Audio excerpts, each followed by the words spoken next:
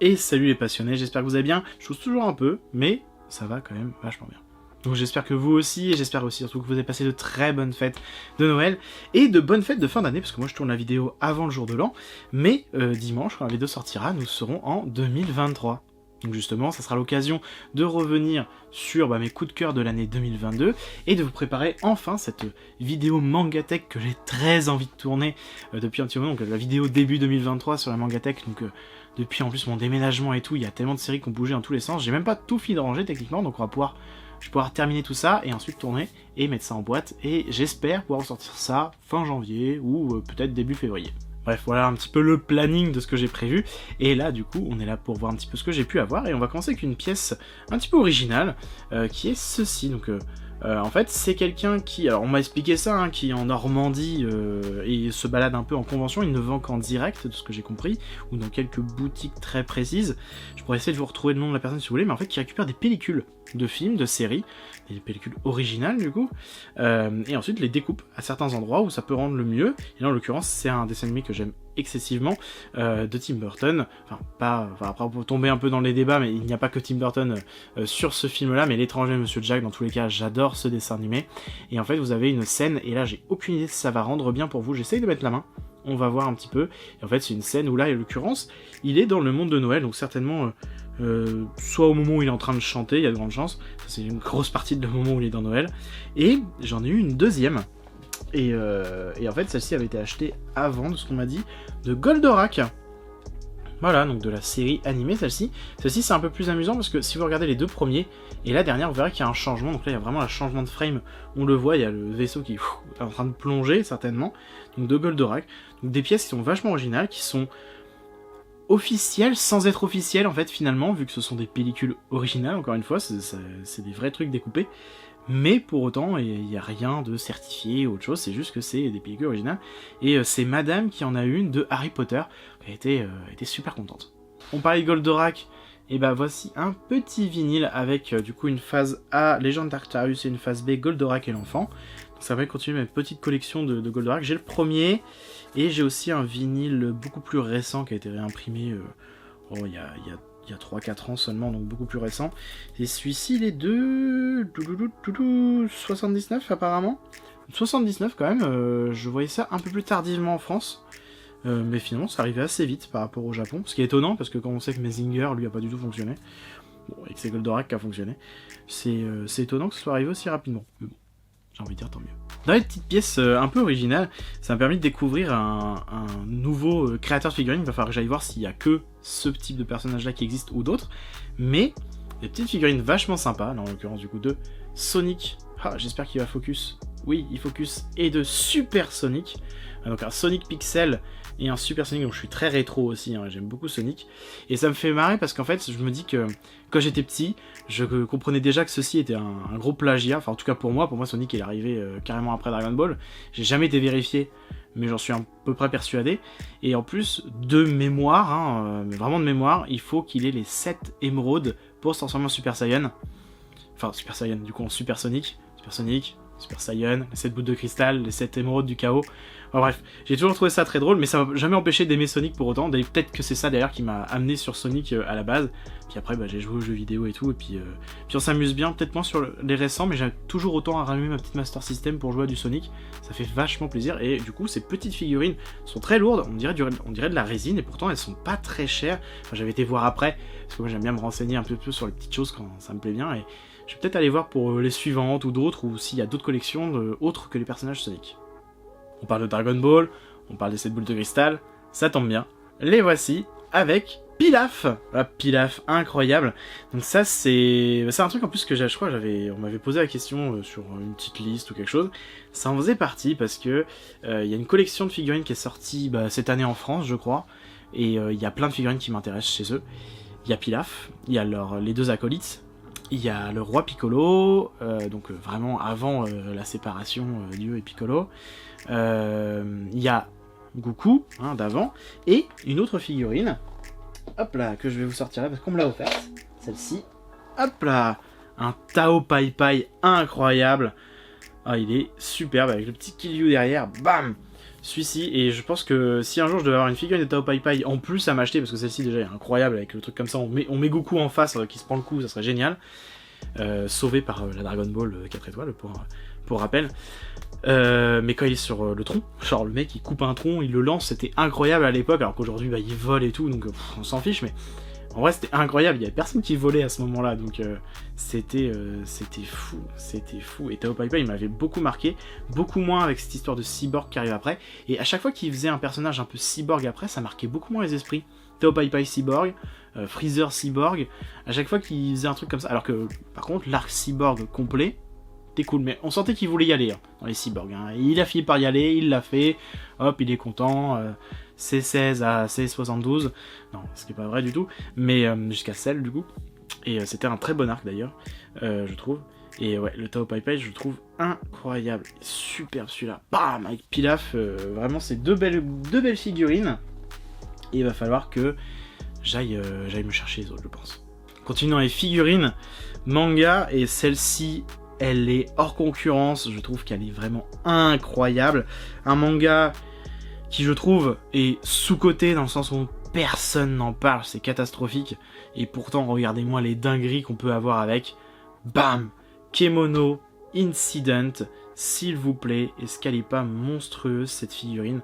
Je la trouve fantastique.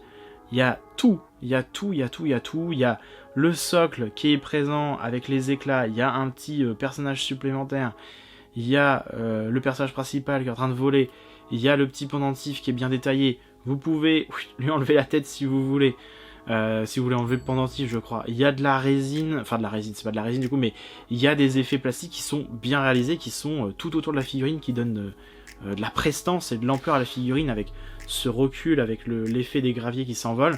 Il y a tout dedans, il y a le dynamisme, il y a tout, et je trouve qu'on arrive sur une époque où les figurines plastiques reviennent vraiment à la mode, parce qu'elles sont beaucoup moins onéreuses que de la figurine résine, vont tenir aussi beaucoup moins dans le temps, faut être honnête, mais sont beaucoup plus accessibles. Et là, moi je trouve qu'on est sur ce que j'appelle une masterpiece, hein, donc les fameuses figurines, vous pouvez en avoir qu'une seule, c'est pas grave, elle suffit elle-même pour représenter la série, elle est incroyable. Et du coup, je suis totalement derrière depuis tout le temps, mais en même temps, c'est celle-ci dont... Enfin, c'est elle, là, c'est plus moi, la star, là, c'est cette figurine, elle est incroyable. Celle-ci, j'en avais parlé, et là, je la regarde à nouveau, je la trouve folle. Même les mains comme ça, il y a tout dans cette figurine. Je sais pas ce que vous en pensez, vous, n'hésitez pas à me dire, d'ailleurs, sur les précédentes aussi, mais sur celle-ci, je la trouve folle. On continue avec du manga, mais plus de la figurine, vraiment une intégrale qu'on m'a offerte, je trouve ça incroyable qu'on m'a offert ça.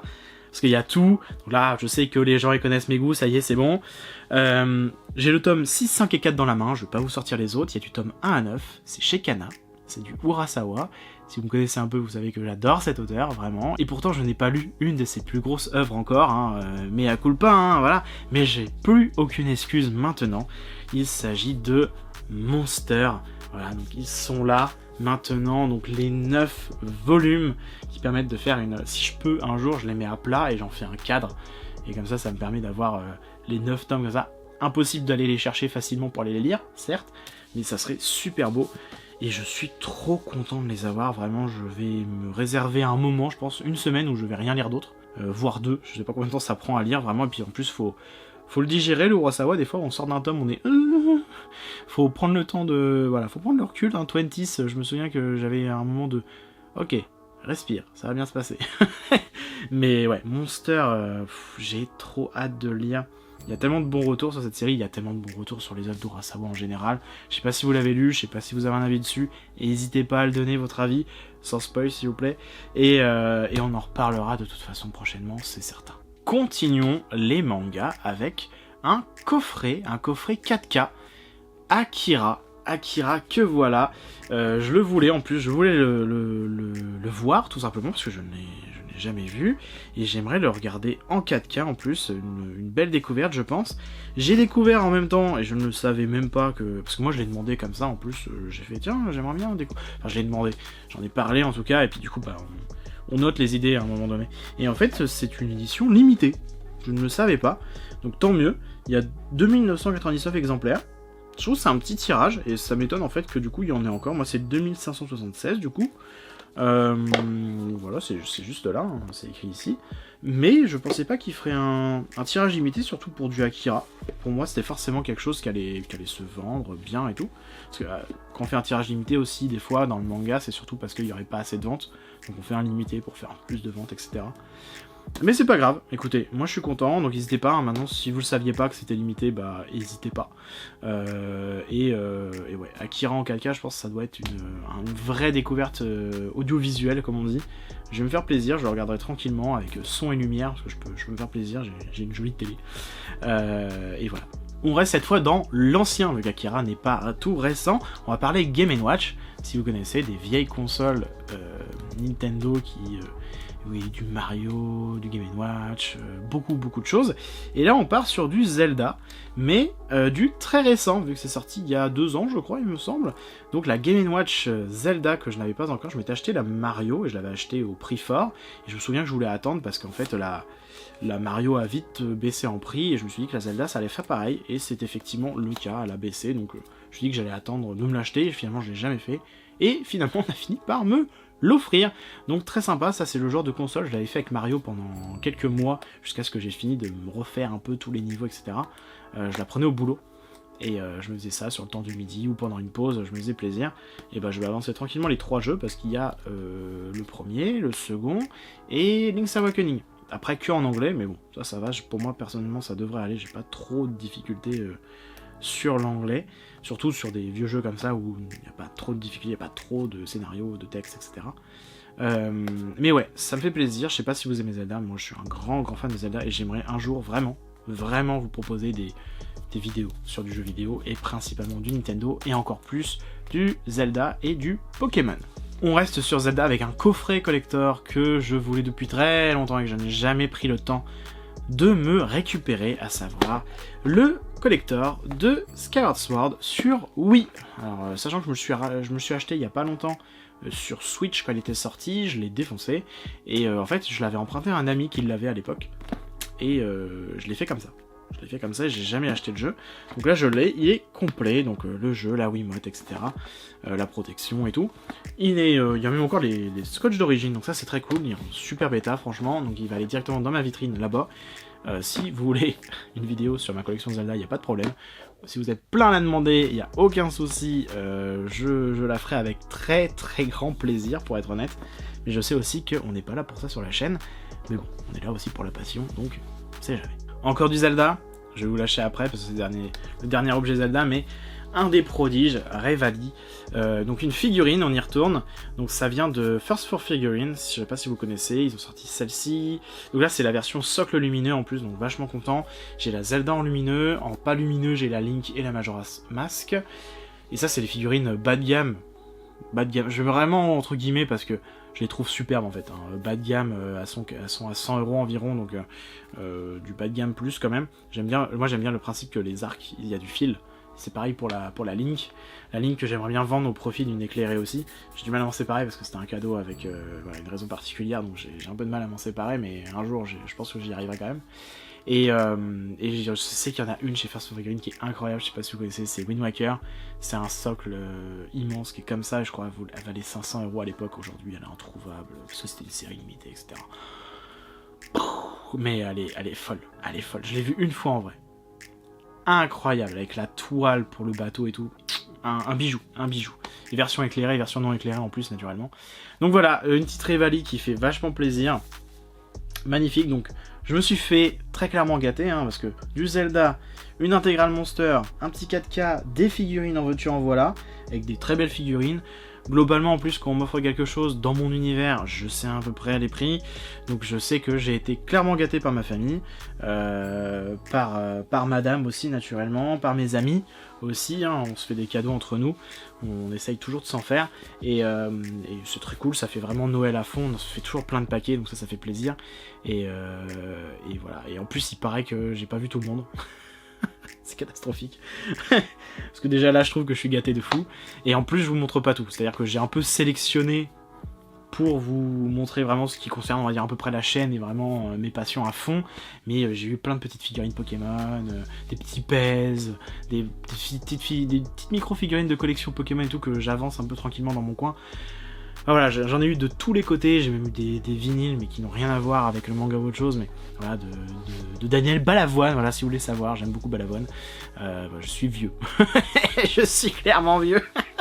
mais c'est pas grave, et en plus, non, je l'ai découvert assez récemment. Vous voyez, je tousse un petit peu encore quand je rigole, mais c'est pas grave. Donc voilà, j'espère que cette vidéo vous aura plu. Elle a été au calme, je me suis assis, hein, je me suis mis sur un petit siège, on est un peu plus bas, vous voyez un petit peu une partie de la collection que vous voyez pas d'habitude. Je sais pas, j'avais envie de me poser un peu avec vous. Dites-moi ce que vous en pensez, n'hésitez pas.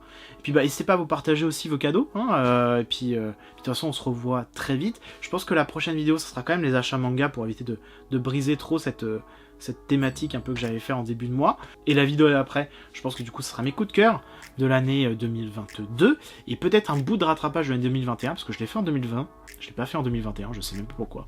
Donc en 2022, je pense que je vais faire un bout de rattrapage pour 2021, avec 2 séries que j'ai en tête actuellement. J'en ai une 3e que j'arrive pas à remettre la main dessus, mais je sais qu'elle existe, j'arrive pas à me rappeler c'est laquelle, et on fera du coup 2022. Enfin voilà, je parle toujours excessivement trop, je vous laisse là-dessus, donc j'espère que la vidéo vous aura plu. N'hésitez pas à laisser un petit commentaire, ça fait toujours plaisir. Likez, partagez, abonnez-vous, on se revoit très vite. Bonne lecture à vous, et passez de très bonnes fêtes de fin d'année. Salut!